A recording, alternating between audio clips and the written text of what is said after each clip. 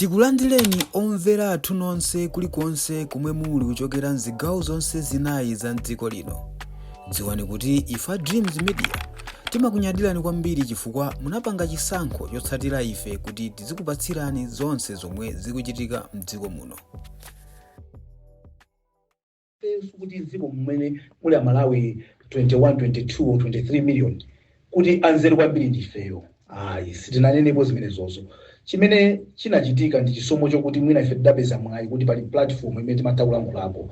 Andi zina zimene timalankhula zimakhala kuti tachita consult kwambiri kumbuyo kwathuku kuli consultation yambiri imene imachitika tisanabwere pano chifukwa timafuna tizizayankhula zinthu zokuti olo munthu atali kuyimisa panjapo kukufunsani zimene mayankhula pamene pajapa zija mati bwanji uzitha kukhala ndi backing, uzitha kukhala ndi popondera pacho tizitinayankhula titafufuza izi nchifukwa chake muzaone kuti mwina nchifukwa chake mwina anthu ambiri amatha kuvomerezana nafe but even amene savomerezana nafe sikuti ndikulakwikayi. Brian, in this country tidasankha kuti tizikhala ndi ufulu olankhula komanso kukhala ufulu osemphana maganizo umenewo ndi ufulu umene tidasankha. Kusemphana maganizo sikuyambana.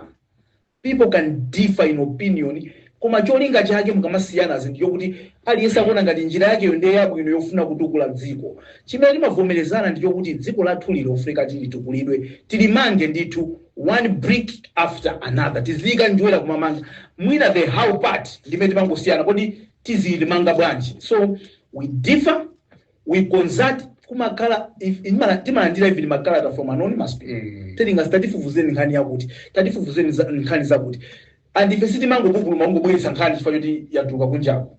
Timafuna kuti tifufuze bwinobwino tiyankhule zokhazo zimene tikukhulupirira kuti izizi ndi zimene zikhoza kuthandiza kumanga dziko. So mwina kungochitapo comment pamene tidachitira kulilongwe imene timakaona kalata amene akufuna kukhala pa president amapereka makalatawo timagwira ntchito imeneyi moona mtima ndipo ngati Malawi akuvomereza nimene timagwira ntchito ndoti zimatipasa mangolomera kuti tikhoza kupanga bwino. Ndiyamphamvu bwanji program iyi achunga program iyi ndiyamphamvu chifukwa umatu ukaona ngakhale manambala amene anthu amaonera program iyi and it's not just amene akuonera live komanso anthu amene akupanga share after watching.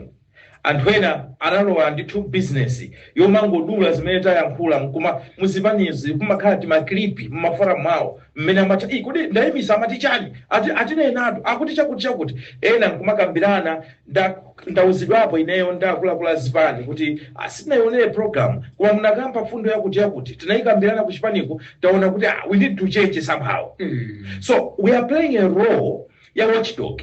Chifukwa tu ifeyo ufulu mene tilinawo kuno tiziyamika ku times tindu ufulu ma media station ena amafuna atayankhula chilungamo koma kutekera kumene kulibe kutekera kumene tizinena. We can proudly say kuti ife si kampani onena kuti amatigwira pakhosi kumbuyo kwa boma anayesapo mpaka na kutitsekera malowa kutipezera zifukwa but somehow the spirit of Times Group still rises and for ifeyo tizaimabe pachonadi chifukwa if there is nobody to stand and speak the things we speak ndekuti our democracy is meaningless. Ndipo the power of the media will have been lost in the democratization process ya dziko lino. So inani muona ndi program injamphavu tinene kuboma timayankhulako kwambiri chifukwa kumeneko mmakhala kunena kuti muli ndi misonkho ya Malawi.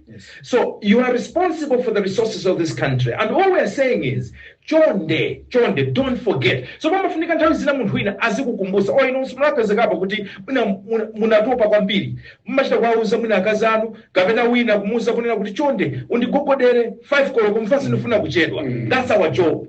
Our job njogogoda kunena kuti achakwera akumene kumene vice president ku cabinet iko ku parliament iko chonde Amalawi tukuno sisi kuyenda. That's our job. Iwo amene amatitenga kuti ife ngatongonyoza ndi akungolakwisa ena nkaona ngati kuti Potika Muzu was the founder wa company emene ndiye kuti Malawi Congress Party tatiya mboma ife sitingayankhule china chilichonse ndi tutere anaona kuti koma I think timangoana mizira ife when government is wrong tapati wana government ikuponyesa timayankhula. Back to the opposition.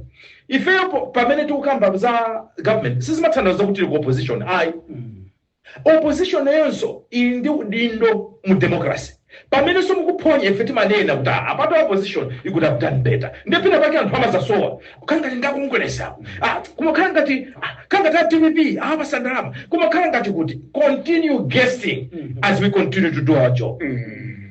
Palibe amene anganene kuti awa nga MCB. Okay, ayiyamba nkhani imene Yeah. I think ngati inalipo nthawi imene ife ngati Times tinkadikira because mbuye monse maboma amene amabwera madina kuti ndifa MCB ndeti nkana kuti tizapanga proof bwanji kuti ife ndi independent media station. Yeah. Ambuye lolani kuti ife tili moyo MCB zakhale kupampando kuti anthu azaone kuti sitimayang'ana kala ya munthu amene wakhala pampando timayang'ana kumpando kuifa ndi kumene kuli misonkho ya Malawi.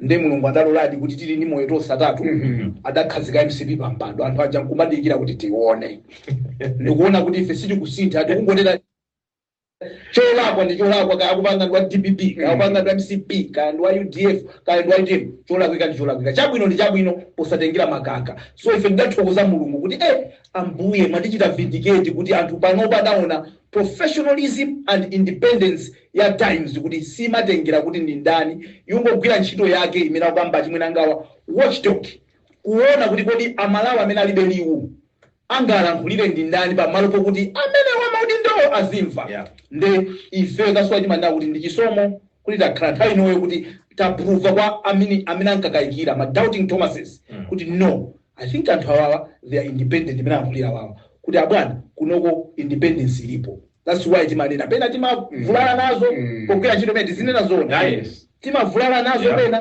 kuseri kusizimalephera tizikwapo pena ndi pena but at the end of the day palibe adabwerapo kuti kugwira kukhosi kuti msanene chakuti umafunika wisdom nawenso ngati ndolanga pogwira ntchito yawo. There is need for that wisdom. Yes. Nkhani zathu za lero nzitatu running mates ndi amenewa. Yes. Tikambaso ya mapassport koma tiyambe ndi ya running mates. Satiyambe ndi lero ya DPP makhazikisa campaign nduche. Oh yes. Yambe imene ndi Tiyambe okay. Yamba. Ya is fresh. DPP yana ya khazikisa campaign komanso manifesto. Okay. Ndeti yambe ndi. Podini kwa uli Ya nakumaliza kuyankhula yambe nda. Chabwino. Lero kumawabu mu mzinda wa Blantyre Mount Soche Hotel tinaona chipani cha DPP chikupanga unveil manifesto yao. Iwowa anakhazikisa bunge la anthu amene akuatenga nkuwalemekeza kuti anthu oganiza bwino mchipani kuti akhale pansi amene amasogoledwa ndi Dr. Collins Magalasi. Ndipo bunge limenelo kapena komiti imeneyi yagwira ntchito miyezi 6 kulemba mfundo zosiyana ndipo atalemba mfundozo kuti constitution ya Malawi imene inali amended mchaka cha 2021 imanena kuti zipani zizikhala ndi manifesto kama general elections imene ili yovomerezedwa ndi National Planning Commission komanso yogwirizana ndi ndondomeko za boma za masomphenya a 2063 ndiye anapitisa kumene kucha for approval and they were certified nkunena kuti ya ili bwino ndiye lero anabwera kuzauza Amalawi. Koma amene anasogolera anali amene amasankha kukhala a running mate amuthalika amene ndi Mai Jane Ansah SC. Komanso anapita ndi amene amasankha kuti azakhale a second vice president atatalo wemboma Bambo Enoch Chihana amene wa president wa chipani cha AFOD anapita kumene kusogolera gulu lonseli ndikukapanga unleash this manifesto. Ndiye mmene muja akamba zosiyana. After that then masanawa pamene anapita sopano ku Njamba Freedom Park kumene Adadi anapanga join kuti sopano afotokozere. Adadi woyankhula sikuti anakhuza ku manifesto kwenikweni ananena kuti ya Magalasi ayankhula kale bwinobwino iwo anangochita concentrate on some general principles zokhuzana ndi usogolero wawo komanso usogolero wa chipani chawo komanso nkhani ya Jane Ansah fuka madziwa kuti nkhani ya Jane Ansah ambiri anayankhulapo anachita so justify chifukwa chimene Jane Ansah anawasankhira. So kwambiri in terms of munthu atati kungompasa a run through ndinena motero koma kuti kukhazikika mwina anzangu achiteka komenti tisanambe kukhazikika nkhani imene mukhazikika. Oh no problem. Mukhazikika. Interestingly achipani cha DPP akambamo zinthu zosiyana mu manifesto yawo. But one of the most prominent things zimene akambamo nkhani yokhuza ndi decentralization kuti kuchepesa mphamvu kulikuluko Capitol Hill ndikulola kuti maboma azikhala paokha, autonomous in a sense. Ndiye sizingatheke kuti maboma akhale decentralized ngati kulibe ndalama. Ndiye wakunena mu kampeni yawo kuti azapereka 5 billion kwacha ku constituency ina iliyonse, not district. Each constituency.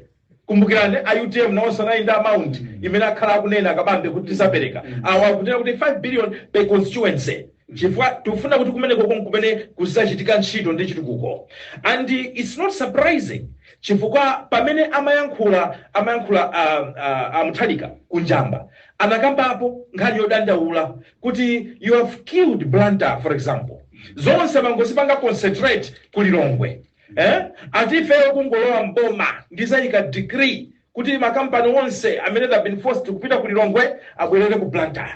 Ndipo tizaonesisanso kuti Blantyre should return as a commercial capital ya dziko lino. Mbali imodzi yopanga decentralized kuti zonse zisangokhala concentrated pa lilongwe. Komanso mmenemu anakambamo ndithu akambamo zokhuzana ndi achinyamata za job creation, akambamo nkhani za tourism kwambiri, akambamo nkhani za tourism, akambamo nkhani ya food security, akambamo nkhani za maphunziro, akamba nkhani yokhuzana ndi azimayi, akamba is a big document. Actually the whole document is 92 pages. Ndekuti ndi document yaikulu ndithu. Ndimafuna somwena kungonena kunena kuti iwo akunena kuti by 2030 chuma cha dziko lino chizakhala chitakwera pa 6%. That's what they're projecting. They're saying 2030 chizakhala kuti ndithu tafika kumene koko. So in short, what I can tell you is muli malonjezano ndipo akumanena kuti ifeyo sikuti tufuna kuwapa santhu ma handouts. Ana Jenansa panama yankula ku Mansoji Hotel ananena kuti ifeyo situfuna ma handouts. Ife tufuna kuti anthu wataphunzise how to fish. Not give them the fish, but teach them how to fish. Ananena anso nitumukhanga timonyoza mozembera zimene manifesto ya MCP inanena masabata apitawo. Akuti musamango nena kuti ya mwana akabadwa 500,000. Chifukwa chonena kuti manifesto ena anthu polemba amapanga atachula maonero ti copy and paste. Ati mango panga copy ndi paste. Chifukwa zinthuzi kumangala ndeko ali ndi system ya chikhalira imene amakamba ya social welfare. Yeah, anaikonza kuno bwino ifeyo kunoko kulibe system yabuno ngati imeneyo ndiye tingofikira basi. So anayankhula koma mozemba koma muonesesa kuti akususana nawo andikuwauza Malawi kuti musamvere zimene zija mumvere ife. Pomaliza Mutharika pamene amayankhula kunjamba anazane napo kunena kuti awa ananena kuti azakulowesani mu 2020 azakulowesani ku Canaan koma sizidatheke. Akuti apsino ati ayima pamwamba pa phiri la Mulanje ndipo aonako ku Kenani. Akuti kumeneko ndikakulowesani. Kumenana kulowesani ko atosati ku Bagamoyo ayi koma ku Kenani ndikakulowesani. So mwachidule mwina nditha kungonena motero. Hendavi ali nazonse. I think anazane naso kuti akuuza MCP government iwo mwina ngati mulungu ati let my people go. You know kuti I think anthu akuvutika under MCP government, therefore iwo ngati DPP abwera kuti azapulumutsa anthuwa. So ukaona manifesto ya DPP sikuti ndiyo kuti sitinazimvepo. I will not come here and say kuti sitinazimvepo, but what they're trying to do is they're trying to say kuti is easy they can deliver. Because it's very because of colors only zodabwisa kuti munthu wina akawa chite kubwesatu mwina chachilendo chifukwa chake mwina munthu akabwesatu chachilendo chosiyana anthu amacha zachangana ichi ndechiti. So they have a good manifesto, I must say, just like ena wazipani zinasi. The question imene Malawi tili nayo padakali pano ndiyo kuti ma manifesto abwino ziko muno, ma documents abwino amakhalamo. Kuwakwaniritsa imakhala nkhani zina. Iwo akunena kuti mwaone imene adagwirira ntchito from 2014 to 2019 and kuti tiayeze based on what they deliver up to 2020. And he says kuti ndikubwera so kachikena kuti ndizapitiriza pamene nasira even imene amalankhula Jane Ansah. And I must say kuti for the first time ineyo sindinamva Jane Ansah kuyankhula ku misonkhano I think kumene amafuna kukala MP kunchewu ndimaziwa ngati judge.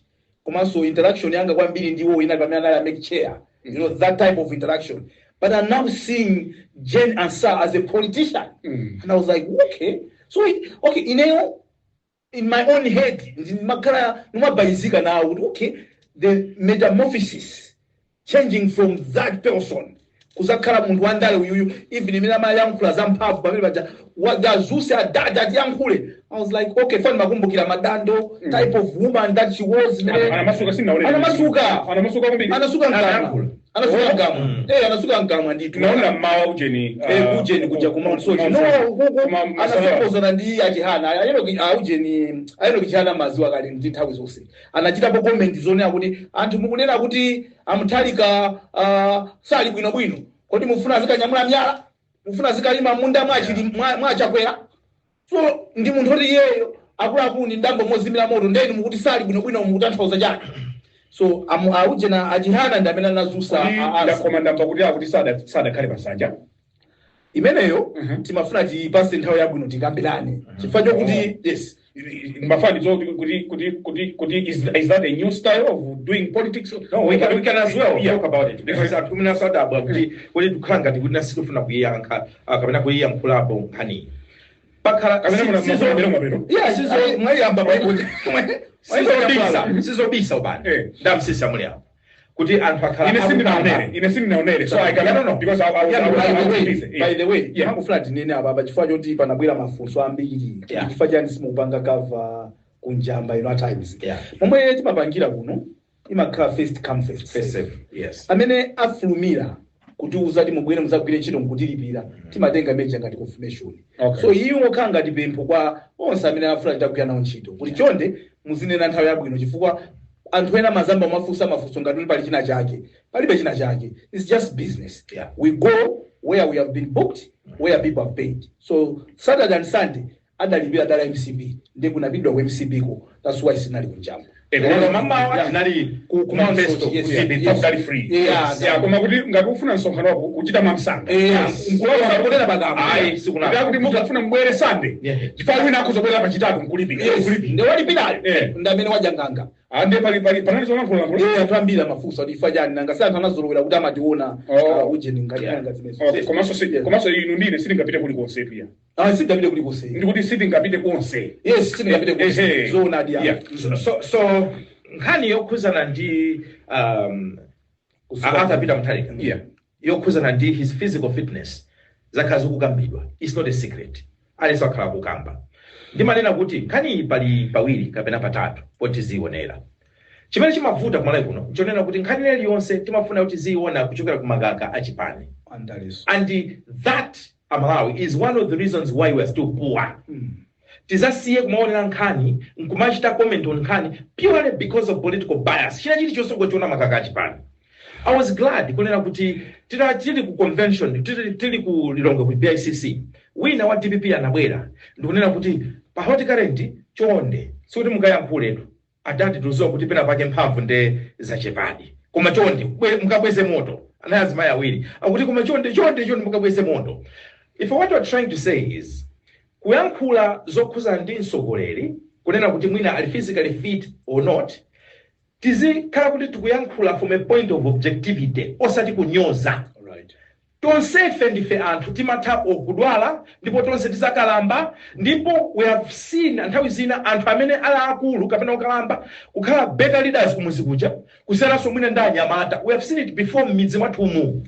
Nthawi zonse tikamayankhula za anthu zokhuzana ndi mmene anabadwira umoyo wawo kapena mmene amaonekera ndi bwino tizichita exercise umunthu and grace ifeyo ngati Amalawi. So on that one ifeyo ngati Times sitingachite promote ndipo sitizakhalako kumbuyo kwa anthu amene anganyoze any of the candidates zinthu ngati zimene zizi. It's against our ethics. However, Malawi kukamba nkhani yokhuza nzonena kuti udindo wa president ndi udindo wovuta. Umakhala nthawi zina ma meeting atali. Nthawi zina umafunika uwerenge zima document zitali. Nthawi zina umafunika ndithu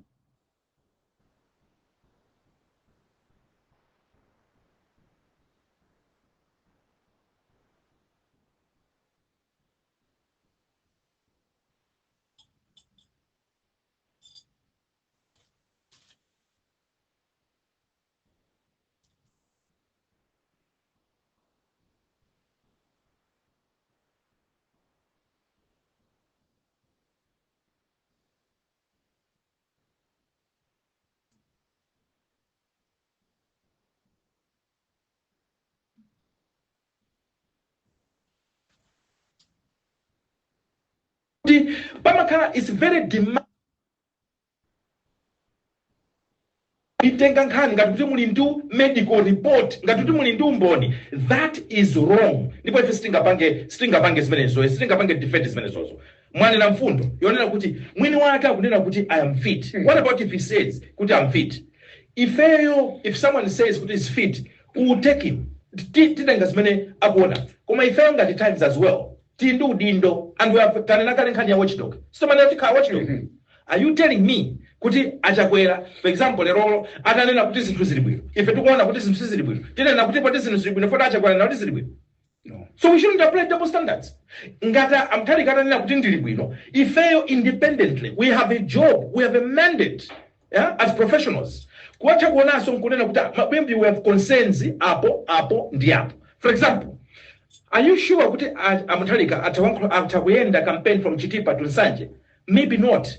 Maybe Chipani cha DPP may have to strategize. Mwina aenda puna pa helicopter or kapena. Mwina he will only feature on some key meetings. Komasati every single meeting. Because honestly, when you look at him, tunafika chifupi now or BICC, you will find physically he may not be that fit. However, I said BICC pa TV, but pa radio, his spirit seems very strong. Akamaya nkula, mauo komamba. Just like before.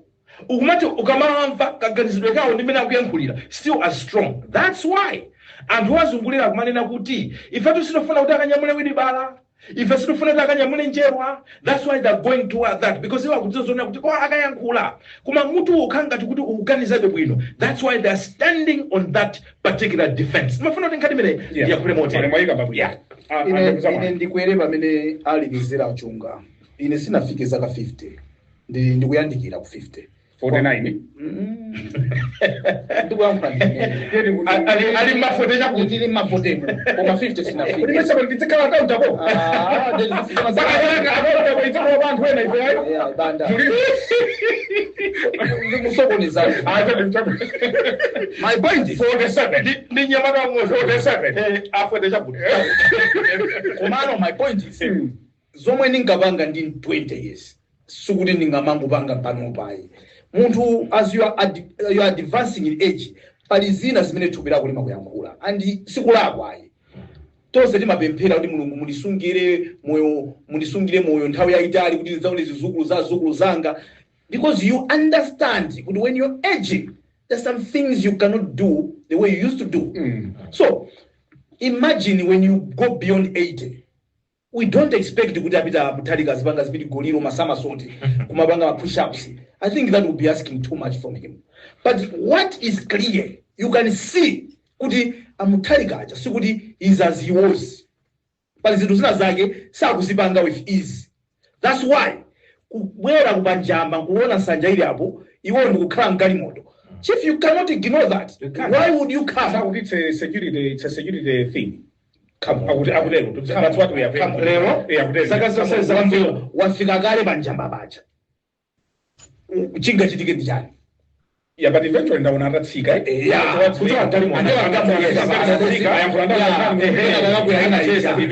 Ineyo allow me on this one to speculate. Go ahead. Ineme ndikuona ngati kuti kukwera mastepe might be a challenge for me.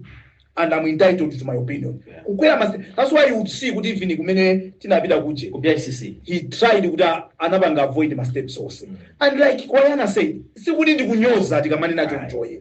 We are not saying kuti because of that he cannot be president. He should not stand for presidency. That's what we are saying. We are just saying kuti koda amene mwina tikumabezeka kuti we are pushing him too much.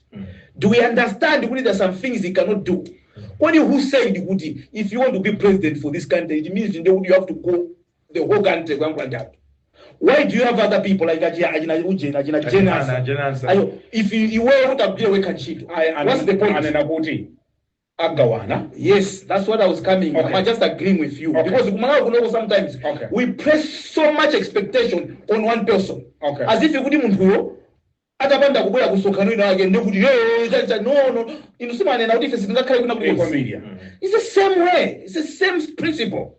So the fact that Mutharika Mwina Sanga Gwele Mastebe does not mean you take away his ability to be president of this country. That's not what I'm saying. But you are saying, Kuti, munthu wina aliyense ukakhala kuti zaka zamba kuonjezera pamakhala zinthu zina zake zimene sungazipange mmene unalili every year that goes.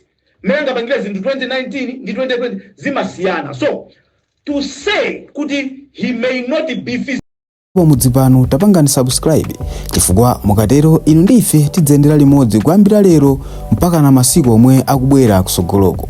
Timabweratu ndi nkhani zochokera ngodya zonse zinayi za mdziko lino, kotero kuti inu simukuyenera kuti mukhale kunja kwa nkhani zimenezi. Tapangani subscribe, like, comment komanso share kuti tikhale limodzi mu ulendo umenewu.